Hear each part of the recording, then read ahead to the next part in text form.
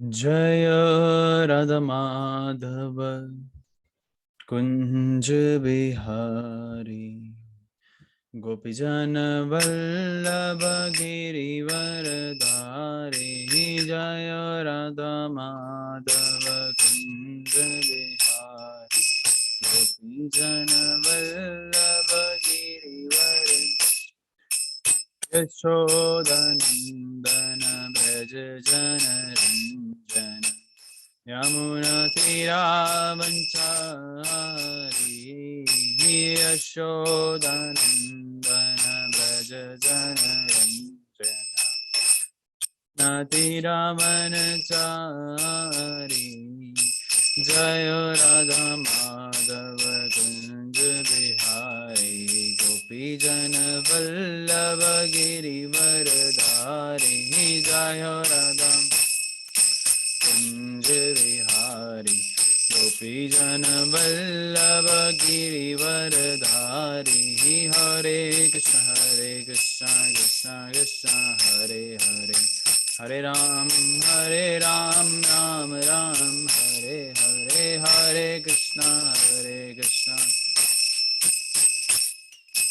हरे राम राम राम हरे हरे कृष्ण कृष्ण कृष्ण हरे हरे, हरे राम राम राम हरे हरे। हरे कृष्ण कृष्ण कृष्ण हरे हरे, हरे राम राम हरे हरे कृष्ण कृष्ण कृष्ण हरे हरे, हरे राम राम हरे हरे। हरे कृष्ण कृष्ण कृष्ण हरे राम राम नित्याय गौरंगा गौर हरि गौरा गौरा गौर हरि। नित्याय गौरंग गौर हरि गौरा गौरा गौर हरि। मैं अपराधी गौर हरि अपराध क्षमा करो गौर हरि। मैं अपराधी गौर हरि क्षमा करो गौर। नित्याय गौर हरि बोल हरि बोल हरि बोल हरि बोल। जय जय प्रभुपाद प्रभुपाद प्रभुपाद प्रभुपाद। नित्याय गौर प्रेमानंदे हरि हरि बोल। ग्रंथराज श्रीमद् भागवतम महापुराण की जय। बोल हरिनाम संकीर्तन की जय। बोल जगत गुरु श्रील प्रभुपाद की जय।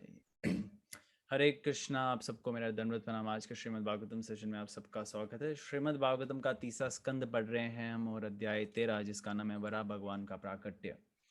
हमने लगभग 35 श्लोकास पढ़ चुके हैं। जो आगे के श्लोकास हैं वो हम पढ़ने का प्रयास करते हैं। देखते हैं आज कितने श्लोकास कवर होते हैं।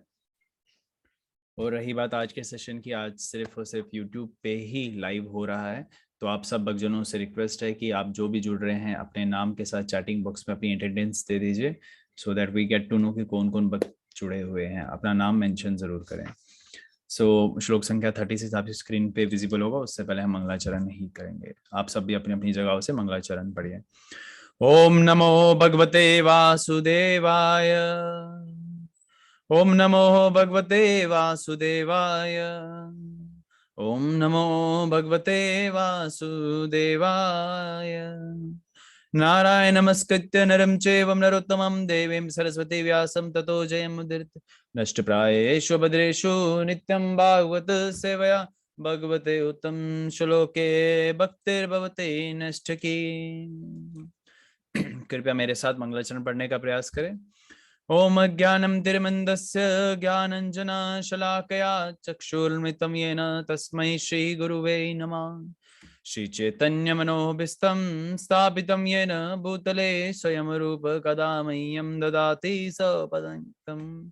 वन्देऽहं श्रीगुरु श्रीयुतपदकमलं श्रीगुरुं वैष्णवं च श्रीरूपं सार्गजतं सहगण रघुनाथं तं सजीवं साधुवेतं सावधूतं परिजनसहितं कृष्ण चैतन्य देवं श्री राधा कृष्ण पद सह गणललिता श्री विशाखान्वितं सच। हे कृष्ण करुणा सिंधु दीनबंधु जगतपते गोपेश गोपिका कांत राधा कांत नमस्तुते। तप्त कांचन गौरांगी राधे वृंदावनेश्वरी वृषभानुसुते देवी परमामि हरिप्रिये वाञ्छाकल्पतरुभ्यश्च कृपा सिन्धुभ्येव च पतितानां पावनेभ्यो वैष्णवेभ्यो नमो नमः। जय श्री कृष्ण चैतन्य प्रभु नित्यानंद श्री अद्वैत गदाधर श्रीवासादि गौर भक्तवृंद। हरे कृष्ण कृष्ण कृष्ण हरे हरे हरे राम राम राम हरे हरे। मूकं करोति वाचलं पंगुं लंघते गिरिं यत्कृपातमहं वन्दे श्रीगुरुं दीनतारिणम्।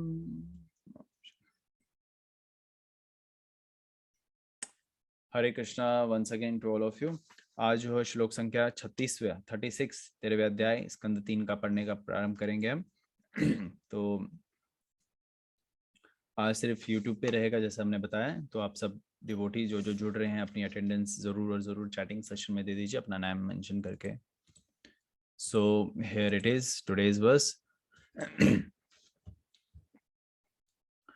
शक्रतुंड अशिश्रुव ईशान शोय इदोदरे चमाक्ष कारणन अंद्रे प्रशीत्रम आश्य ग्रशेन ग्रहस्तुते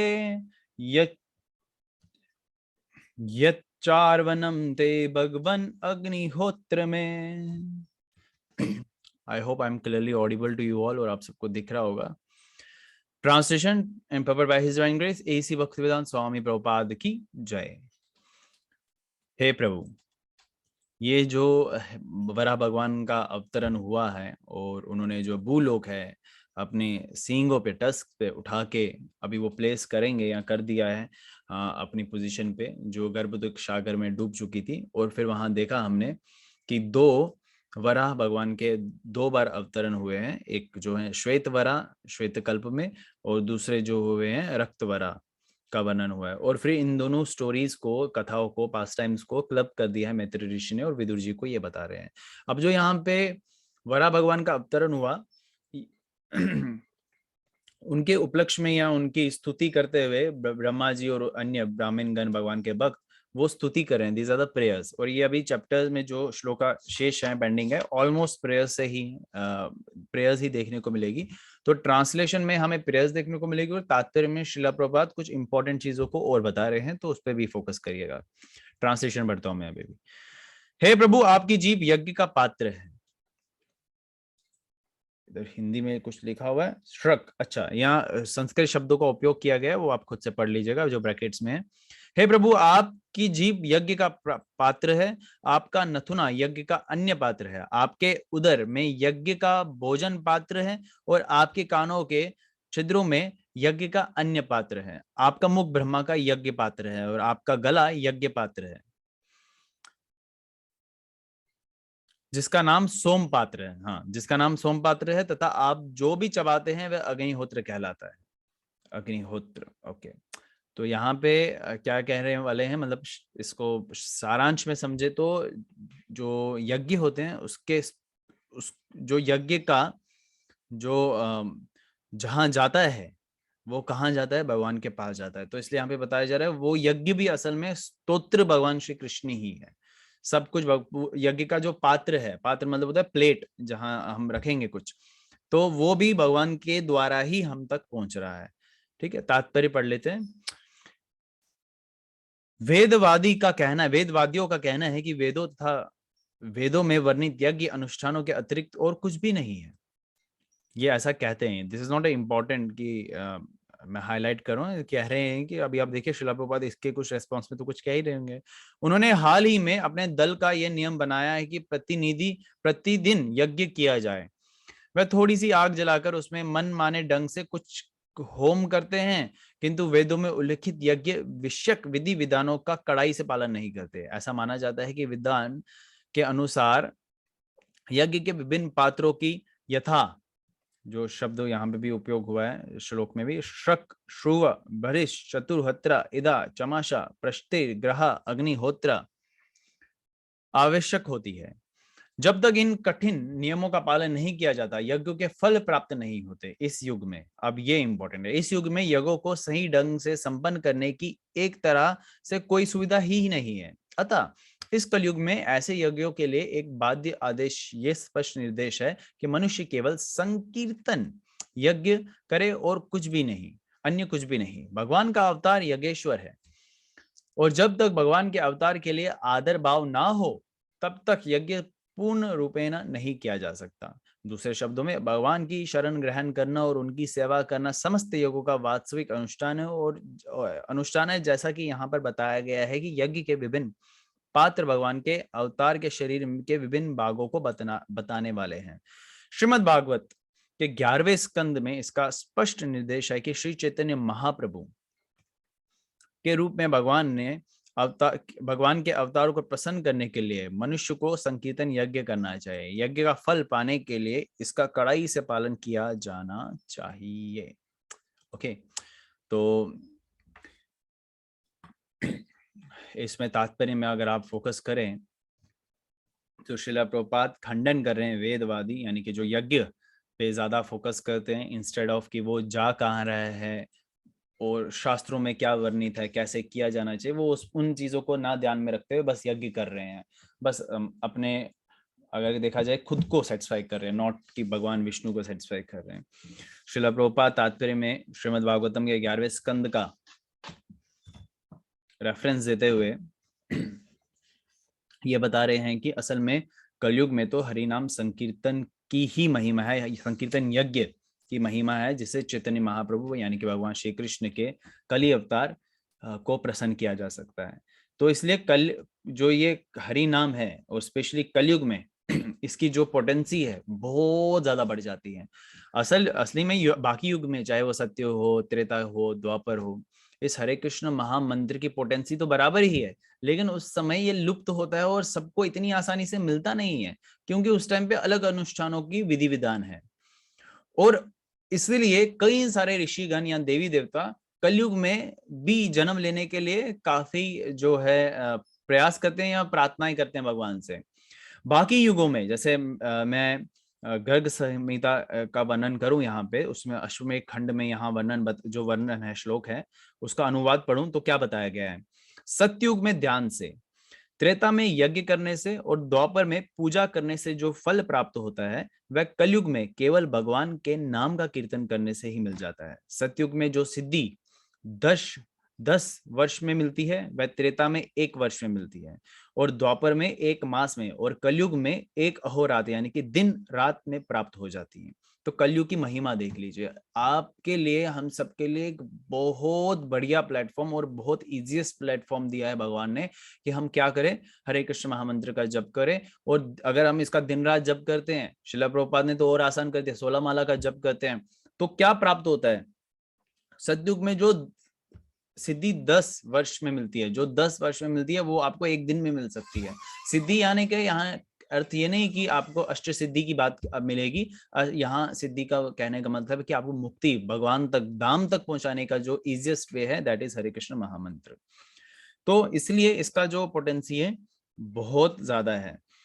अगर मैं बात करूं नारद जी और ब्रह्मा जी के बीच में जो कन्वर्सेशन हुआ है, इसका जो आपको रेफरेंस है, आपको देखने को मिलेगा कली संत उपनिषद, जो यजुर्वेद का ही एक अंग है। उसमें प्रश्न पूछते हैं नारद जी अपने पिता यानी कि ब्रह्मा जी से। इस कन्वर्सेशन को ध्यान से सुनिएगा, मैं पढ़ने का प्रयास करता हूँ, अनुवाद पढ़ूंगा सीधा। द्वापर युग के अंतिम काल में एक बार देवर्षि नारद पितामह ब्रह्मा जी के समक्ष उपस्थित हुए और बोले, हे भगवान, मैं पृथ्वी लोक में भ्रमण करता हुआ किस प्रकार से कली काल से मुक्ति पाने में समर्थ हो सकता हूँ। ब्रह्मा जी प्रसन्न मुख होकर इस प्रकार बोले, हे वत्स, तुमने आज मुझसे अत्यंत प्रिय बात पूछी है। आज मैं समस्त तुतियों का जो अत्यंत गुप्त रहस्य है उसे बतलाता हूं, सुनो। इसके श्रवण मात्र से ही कलयुग में संसार सागर को पार कर लोगे। भगवान आदि पुरुष श्री नारायण के पवित्र नाम के उच्चारण मात्र से मनुष्य कली काल के समस्त दोषों को विनष्ट कर डालता है। देखिए, नारद मुनि ऑलरेडी एलिवेटेड है, शुद्ध महाजन है, भगवान के शुद्ध भक्त हैं, उनको एलिवेट होने की रिक्वायरमेंट है ही नहीं। वो अगर प्रश्न ये ब्रह्मा जी से पूछ रहे हैं, क्योंकि वैष्णव बहुत कोमल होते हैं, उनका हृदय बहुत सॉफ्ट होता है, तो उनको पता है कलयुग में जो फंसे हुए लोग हैं हम जैसे, वो कैसे गोलोक धाम जाएंगे। इच्छा है गोलोक धाम जाने की, लेकिन फिर भी उनको कॉन्फिडेंस कैसे दिया जाए, इस कॉन्फिडेंस को बिल्डअप करने के लिए हमारे लिए नारद जी ब्रह्मा जी से प्रश्न पूछ रहे हैं। और ब्रह्मा जी को भी पता है नारद इज ऑलरेडी एलिवेटेड, लेकिन वो फिर भी रेस्पॉन्स में देखिए क्या बता रहे हैं। इस मैं वापस पढ़ता हूँ। भगवान आदि पुरुष श्री नारायण के पवित्र नाम के उच्चारण मात्र से मनुष्य कलिकाल के समस्त दोषों को विनष्ट कर सकता है। क्षण भर में हरे कृष्ण महामंत्र में इतनी पोटेंसी है कि बड़े से बड़े दोष, बड़े से बड़े अपराधों को खत्म कर सकता है। आगे देखिए क्या बोलते हैं।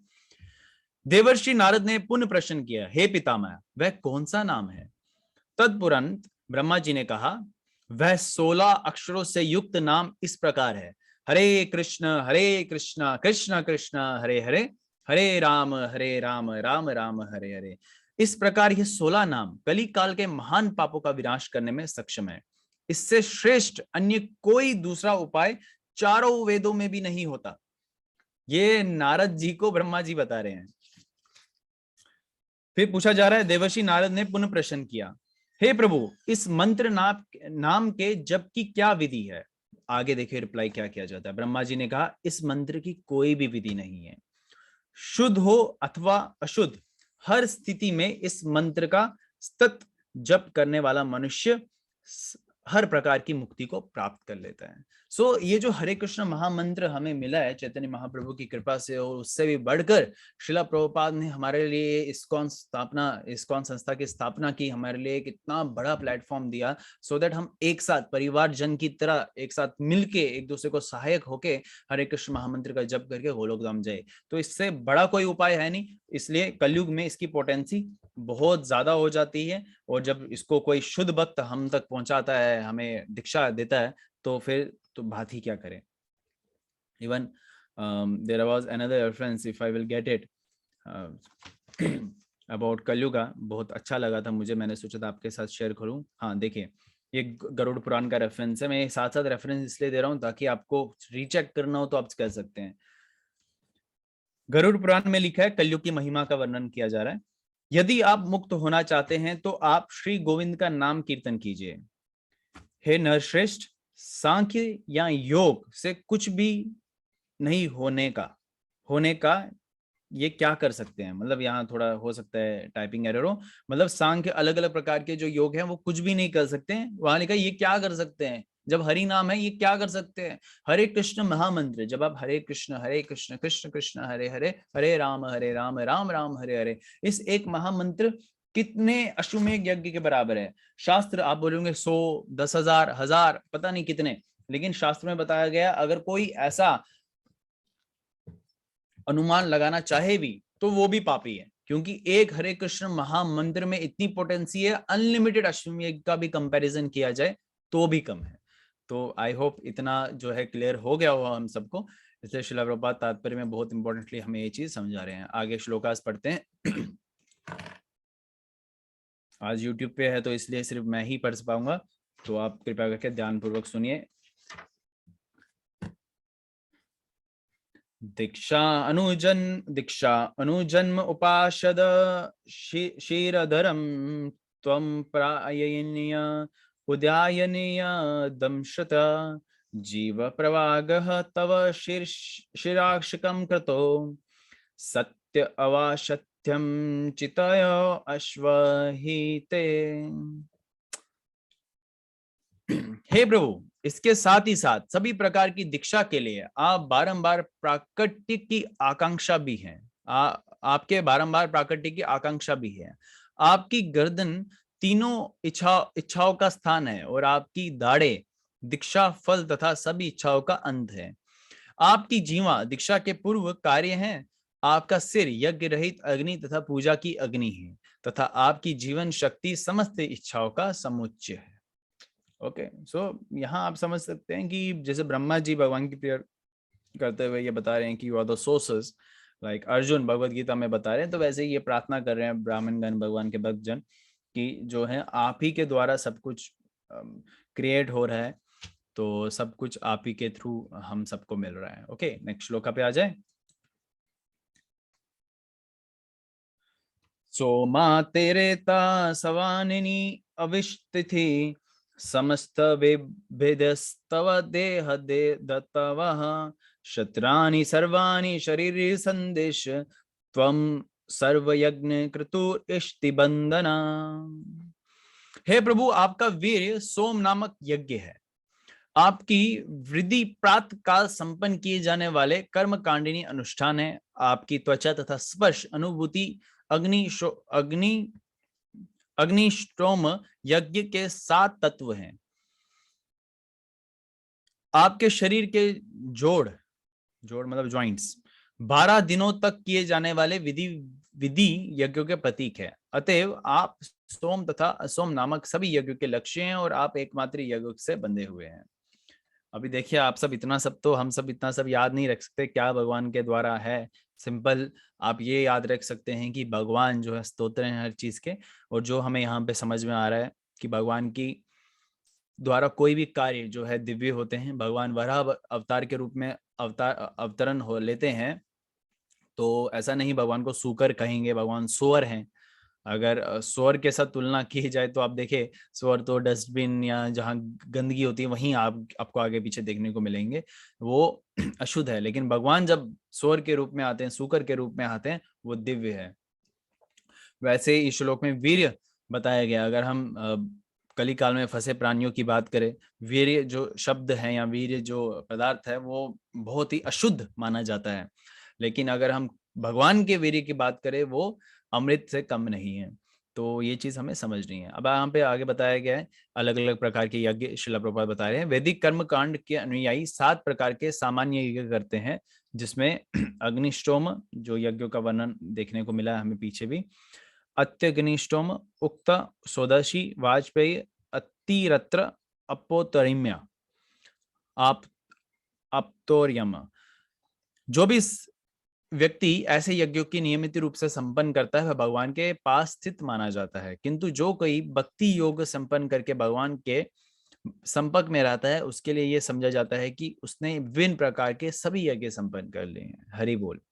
देखिए, अलग अलग यज्ञों का बात किया है, यज्ञ भी भगवान तक ही जाते हैं ऐसा नहीं है। लेकिन कलयुग में ना शुद्ध पदार्थ यज्ञ करने के लिए हैं और ना ही शुद्ध ब्राह्मण है। अभी कुछ शायद हमें शुद्ध पदार्थ मिल भी जाए, लेकिन आने वाले समय में और इम्प्योर हो जाएंगे।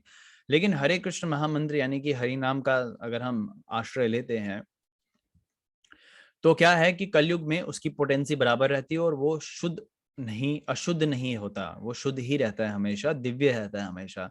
तो अगर कोई हरे कृष्ण महामंत्र का जप करता है तो उसे क्या होता है, ये जो सब यज्ञ के फल मिलते हैं वो इस हरे कृष्ण महामंत्र के निरंतर जप करने से ही होता है। तो इसलिए इस जप को बड़े हम तीव्रता से करें, बड़े जो अनुष्ठान है उनका पालन करें। हालांकि कुछ ज्यादा ग्रेट कुछ स्ट्रिक्ट अनुष्ठान तो नहीं है, लेकिन फिर भी अगर कलयुग में या शास्त्रों के द्वारा हमें कुछ कंसेशन दी गई है, बट इसका मतलब ये नहीं कि उस कंसेशन का हम दुरुपयोग उठाएं या गलत तरीके से गलत ढंग से इसको हरे कृष्ण महामंत्र का जप करें। कई बार ऐसा देखने को मिलता है, कुछ डिवोटी जो होते हैं लेट के जप करते हैं। हाँ, अगर कोई स्वास्थ्य खराब है तो then we can still think about it, but late के जप करना is not good, because Hari नाम प्रभु है, वो भगवान का अवतारण है। तो इस तरीके से जप करना तो कहीं शास्त्रों में ऐसा वर्णित नहीं, अगर हो भी तो भी हमें नहीं करना चाहिए, क्योंकि हमें भी कुछ एक आउट ऑफ लव और out of courtesy, out of respect हमें एक हरि नाम के प्रति थोड़ा सा ध्यान रखना है। वॉशरूम में जो है अपना बीड बैग लेके ना जाए। मैंने देखा था एक बारी भक्त जो है लेके गए थे। आप जब कर मतलब हरि नाम का उच्चारण कर सकते हो वॉशरूम में भी, नहाते समय तो करना भी चाहिए वैसे, लेकिन बीड बैग अपनी माला लेते हुए तो ना जाए। या दूसरे रूप से अपनी टी शर्ट्स पे भगवान के चित्रपट लगा के वॉशरूम में चले जाना, this is also not proper way. जो हम दिखाएं आपको, बेशक वो मंदिर में ही बिकने को क्यों ना मिल जाए, तो कुछ भी गलत तो कोई भी हो सकता है, तो एडमिनिस्ट्रेशन भी हो सकती है, तो बट हमें गलत नहीं होना है। हमेशा हम भागवतम के स्टूडेंट है, तो इसलिए भागवतम का आश्रय लेते हुए हमें समझना है कि कैसे किन चीज़ों का ध्यान में रखा जाए। या दूसरे एंड से अलग अलग जो तरीके होते हैं उन गलत तरीकों को हम ना अपनाएं, अच्छे तरीके को ही अपनाएं तो ज़्यादा बेटर रहेगा। तो अगले श्लोका को हम लेके चलते हैं। नमः नमस्ते खिला मंत्र देवता द्रव्याय सर्वकृतवे क्रियात्मने वैराग्य वैराग्य कहाँ गया just give me a second. हाँ, वैराग्य भक्ति आत्मजया अनुभवित ज्ञानय ज्ञानय विद्या गुरवे नमः नमः। हे प्रभु, आप उन पुरुषोत्तम भगवान हैं और वैश्विक प्रार्थनाओं, वैदिक मंत्रों तथा यज्ञों की सामग्री द्वारा पूजनीय भी हैं। हम आपको नमस्कार करते हैं। आप समस्त दृश्य तथा अदृश्य भौतिक कल्मश से मुक्त शुद्ध मन द्वारा अनुभवगम्य हैं। हम आपको भौतिक योग के ज्ञान के परम गुरु के रूप में सादर नमस्कार करते हैं। तात्पर्य,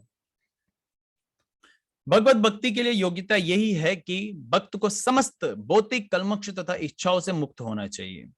ये मुक्त अवस्था वैराग्य अर्थात भौतिक इच्छाओं से विरक्ति कहलाती है। जो व्यक्ति विधि विधानों के अनुसार भक्ति में लगा रहता है वह स्वतः भौतिक इच्छाओं से मुक्त हो जाता है और शुद्ध मनोदश में वह भगवान की अनुभूति कर सकता है। देखिए, आप देखें, यहाँ पे बताया गया व्यक्ति विधि विधानों के अनुसार भक्ति करता है। विधि विधानों से मतलब अच्छे से जप करता है, शिक्षाओं का पालन करता है, तो उसे क्या होता है, भगवान की अनुभूति कर सकता है। आपको भी कहीं ना कहीं पे होती होगी, शायद अभी हम रियलाइज नहीं करते। मैंने आपको बताया, आई कैन प्रूव दैट। प्रत्येक के हृदय में स्थित होने से भगवान भक्त को शुद्ध भक्ति के विषय में शिक्षा देते हैं, जिससे वह अंततः भगवान की संगति प्राप्त कर सकता है। इसकी पुष्टि श्रीमद् भगवद गीता के 10वें अध्याय के 10वें श्लोक में इस प्रकार भी हुई है। तेषं तत्युक्तानां भजतं प्रीतिपूर्वकं ददामि बुद्धि योगं तम येन मम उपयन्ति थे। जो व्यक्ति श्रद्धा तथा प्रेम के साथ निरंतर भगवान की भक्ति में लगा रहता है, उसे अंत में भगवान निश्चित रूप से अपने को प्राप्त करने के लिए बुद्धि प्रदान करते हैं।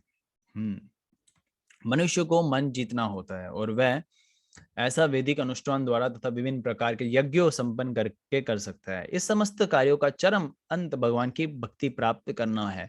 भक्ति के बिना भगवान को नहीं समझा जा सकता।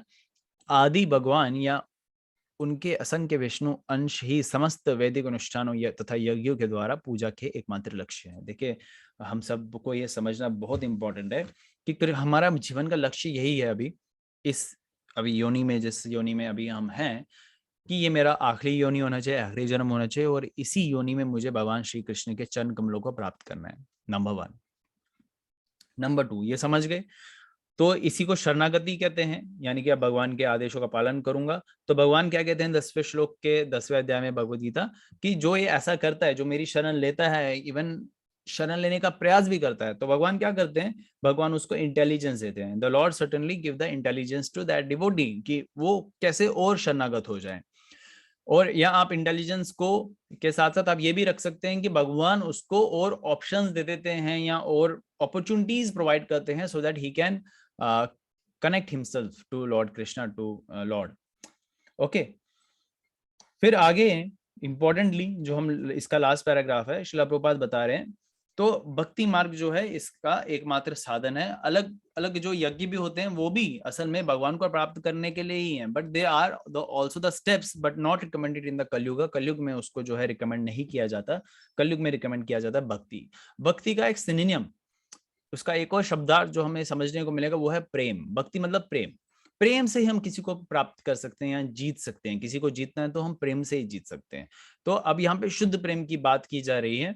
तो शुद्ध प्रेम यानी कि भगवान से अगर हम जुड़ना चाहते हैं तो भक्ति यानी कि प्रेम से, प्रेमामयी भक्ति जिसको कहते हैं, या हम निष्काम भक्ति भी कह सकते हैं, जहां पे हमें जो आजकल हमें कलयुग में सो कॉल्ड लव देखने को मिलता है, उसमें क्या होता है, सेल्फिशनेस होता है। इवन जो आप देखेंगे दो प्रेमियों के बीच में, या माता पिता भी बच्चों से एक्सपेक्टेशंस रखते हैं, दैट इज नॉट निष्काम भक्ति या निष्काम प्रेम।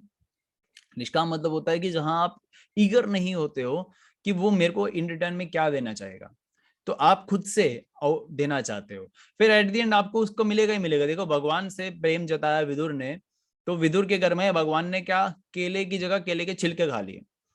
शबरी ने इतने वर्षों तक प्रतीक्षा की भगवान की, हर दिन हर समय वो भगवान की प्रतीक्षा कर रही है। रोज जो है रास्ते में जो पथ है उस पे पुष्प डालती है कि भगवान आएंगे, उनको कांटे ना चुभ जाए।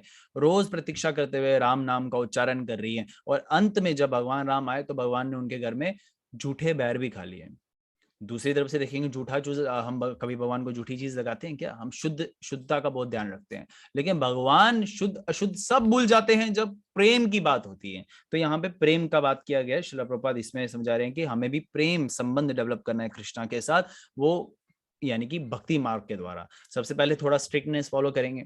स्ट्रिक्टनेस मतलब कि आपका मन भी ना हो 16 माला जप करने का तो भी करना है, आपका मन ना भी हो एकादशी रखने का तो भी रखना है, आपका मन ना भी हो मंगला आरती अटेंड करने का तो भी करना है। वो क्या है, पहले आप सेक्रीफाइस करते जा रहे हो। फिर जब आपको ये कृष्णा के साथ कनेक्शन एस्टैब्लिश हो गया, आपके प्राण भी छूट जाएंगे तो भी आप कोई भी चीज नहीं छोड़ेंगे। ठीक है, नवदा भक्ति में से जिसका भी आपने पूर्ण रूप से शरण लिया है या जो रिकमेंडेड है वो नहीं छोड़ेंगे। अगले श्लोक पे आते हैं। जैसे मैंने बताया था, ये श्लोका जो अभी हम पढ़ रहे हैं, प्रेयर्स तो वेरी नाइस, लेकिन उससे भी ज्यादा जो है इनमें तात्पर्य जो है छुपे हुए हैं जो श्रील प्रभुपाद ने दिया है। दमास्त्र अग्र कोत्य भगवं स्तवाय धृत विराजते बुद्राः बुहुश बुद्धार यथावानं निःशारो तो दता धृत्ता मतन गजेन्द्रस्य शपात्र पद्मिनी। हे पृथ्वी के उठाने वाले, आपने जिस पृथ्वी को पर्वत समेत उठाया है वह उसी तरह सुंदर लग रही है जिस तरह जल से बाहर आने वाले कृत हाथी के द्वारा धारण की गई पत्तियों से युक्त एक कमलिनी। कमलिनी क्या होता है? लाइक अच्छा, lotus flower. O lifter of the earth with its mountains, which you have lifted with your tusks, is situated as beautifully as a lotus flower with leaves sustained by infuriated elephant just coming out of the water.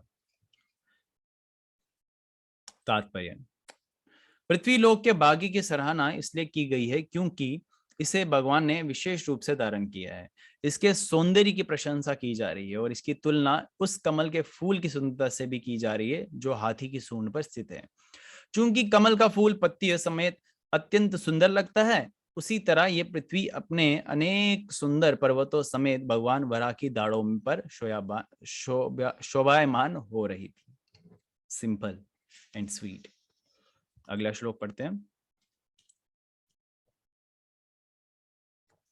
त्रयीमयं रूपम इदं च शोकरं भूमंडलेन दतादृतेन ते चक्षाति श्रृंगा उदगहनेन भूयस कुला अचाल इंद्रिश यथा एव विभ्रम।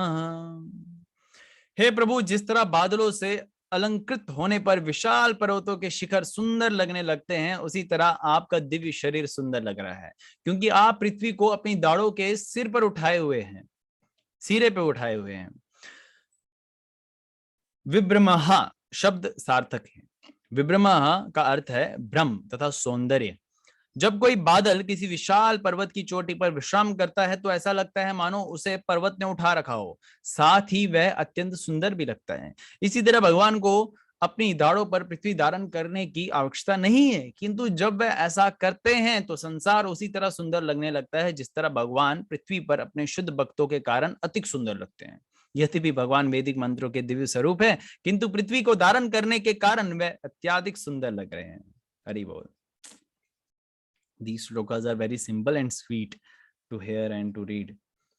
तो आपको पता है ये श्रीमद् भागवतम की जो प्रेयर्स होती है, चाहे भीष्म की स्तुति हो या अभी जो कुंती माता स्तुति करती है या अभी हम स्तुतियां पढ़ रहे हैं, इनको पढ़ने मात्र से जो है हमारा जो है भौतिक बंधन में जो हम फंसे हुए हैं उससे छूट सकते हैं, हमारा भगवान के प्रति प्रेम बढ़ता है। तो अन्य कई प्रकार के यज्ञों के ये मतलब अतुल्य क्या है, ये भी उनसे भी बढ़कर है। तो इनको बड़े प्रेम से पढ़ने का या समझने का प्रयास करना चाहिए और देखना चाहिए कि क्या बताया जा रहा है, क्या समझाया जा रहा है और किस तरीके इस भाव को लेके वो पढ़ रहे हैं या हमें पढ़ने का प्रयास कर रहे हैं। आज का लास्ट श्लोक पढ़ते हैं अभी। संस्थाप्य एनं जगतं सतस्तु तशुदुषं लोकाय पतिनम् अशीमात्रं पिता विदेम चष्ये नमाश सह त्वया यश्यं स तेजोग्निम इवारन अदः। हे प्रभु, ये पृथ्वी चर तथा अचर दोनों प्रकार के निवासियों के रहने के लिए आपकी पत्नी है और आप परम पिता हैं। हम उस माता पृथ्वी समेत आपको सादर नमस्कार करते हैं जिसमें आपने अपनी शक्तियां स्थित की है। जिस तरह कोई दक्ष यज्ञ करता अग्नि काष्ठ में अग्नि स्थापित करता हो। तात्पर्य, तथा कथित ग्रेविटेशन को हिंदी में लिखा गया यहाँ पे, गुरुत्वाकर्षण का नियम जो लोगों को स्थिर रखता है, जिस यहाँ पर उसे भगवान की शक्ति बताया गया है। ग्रेविटेशन को भगवान की शक्ति बताया गया है। इस शक्ति को भगवान ने उसी तरह स्थित कर रखा है जिस तरह दक्ष यज्ञ करता ब्राह्मण वैदिक मंत्रों की शक्ति से अरण्य काष्ठ में अग्नि को स्थापित करते हैं। देखिए, पहले क्या होता था, वैदिक मंत्रों से अग्नि में आग लगाते थे। अभी कपूर डालते हैं, घी डालते हैं, कुछ ना जले तो कुछ और एसिड्स का यूज करके अग्नि में आग लगाते हैं, यज्ञ में आग लगाते हैं। इस व्यवस्था से यह संसार चर तथा अचर प्राणियों के लिए रहने के योग्य बन जाता है। सारे बद्धजीव जो कि इस भौतिक जगत के वासी हैं, माता पृथ्वी के गर्भ में उसी प्रकार स्थित किए जाते हैं जिस तरह पिता द्वारा माता के गर्भ में शिशु की बीज स्थापित किया जाता है। पिता के रूप में भगवान तथा माता के रूप में पृथ्वी, ये विचारधारा भगवद गीता के 14वें अध्याय के 4वें श्लोक में विवेचित है। बद्ध जीव तथा जन्म भूमि के प्रति भक्ति भाव से पूरित रहते हैं जिसमें वह जन्म लेते हैं, किंतु वह अपने पिता को जानते नहीं। माता संतान उत्पन्न करने के मामले को स्वतंत्र नहीं है। इसी तरह भौतिक प्रकृति जब तक जीवित प्राणियों को उत्पन्न नहीं कर सकती तब तक वह परम पिता परमेश्वर के संपर्क में ना आए। श्रीमद् भागवतम हमें परम पिता के साथ साथ माता को नमस्कार करने की शिक्षा देती है, क्योंकि पिता ही समस्त चराचर जीवों के धारण तथा पालन करने के लिए माता को समस्त शक्तियों से गर्भित करता है। तो देखिए, यहाँ पे जो तुलना की गई है भौतिक प्रकृति को माता के बराबर बताया गया, बिकॉज शी गिव्स। लेकिन किसके द्वारा हमें मिल रहा है? हमें जो भी मिल रहा है भगवान के द्वारा, जिनको पिता के बराबर बताया गया। और यहाँ पे कुछ लास्ट लाइनों में श्रील प्रभुपाद बता रहे हैं, श्रीमद् भागवतम हमें सिखा रहा है पिता यानी कि भगवान श्री कृष्ण को भी नमस्कार करना है, और जो प्रकृति है उसकी भी रेस्पेक्ट करनी है, उसको भी हमें आदर सम्मान करना है। कैसे हम प्रकृति का कैसे नमस्कार कर सकते हैं, उसको आदर सम्मान कैसे प्रकट कर सकते हैं? Bye maintaining the mother nature.